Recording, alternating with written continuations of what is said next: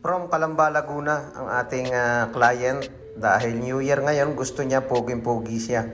Nagbibinata na kaya naghahanap na ng guwapo looks na gupit. Number 1 na clipper guard ang ginawa ko dyan. Ito yung procedure na fade haircut na hindi na masyadong marami o konting step by step lang. Yung klase ng buhok niya ay nakabagsak. Depende kasi sa procedure nagagawin natin ang texture ng buhok kung paano, kung saan mas maalwan o kung saan mas madali. Pagkatapos ng number 1 na clipper guard, overcomb, tanggalin natin yung mga nakasobrang buhok dito. Kapag nililinis natin yung ilalim, syempre magkakameron yan ng pinakang baywang o sobrang buhok dito sa middle part.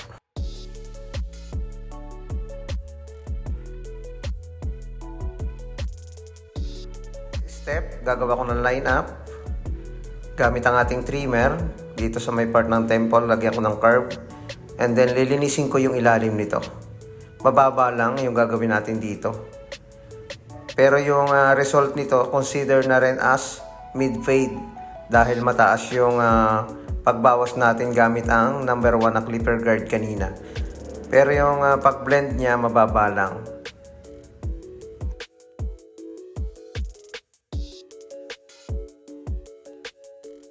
0.5 na clipper guard, nakataas yung adjuster, pwede ring naka-half. Unti-unti nating buburahin yung guidelines. Ayun. Mababa yung kanyang guidelines, pero yung pagkakabawas ng number 1 na clipper guard, medyo mataas. Kaya pwede na rin natin siyang tawagin na mid-fade para sa ganitong nagbibinata. Bagay sa kanya yung ganitong gupit. Zero close sa pagbura ng guidelines. Yun lang, ganong step by step lang yung gawin ninyo. Makakagawa na kayo ng gupit na ganito. Basta ganitong klase yung texture ng buhok, pwede yung ganitong procedure.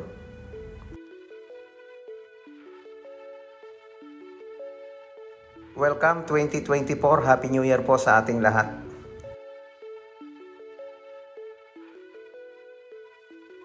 Bago natin nahitan, syempre basain. Ayun, para malinis tingnan.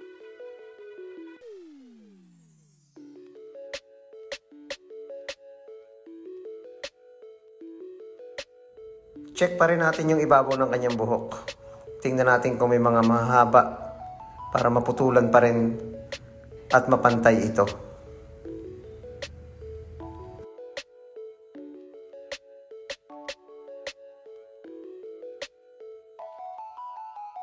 Dahil nag-request na lagyan natin ng pomade, lagyan natin.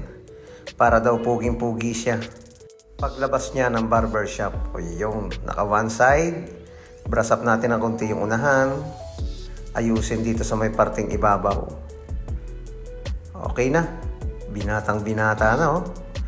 Okay ang looks ni Tutoy. Ready na para sa pagpasok ulit ngayong January 2024. Happy New Year po sa lahat. Maraming salamat.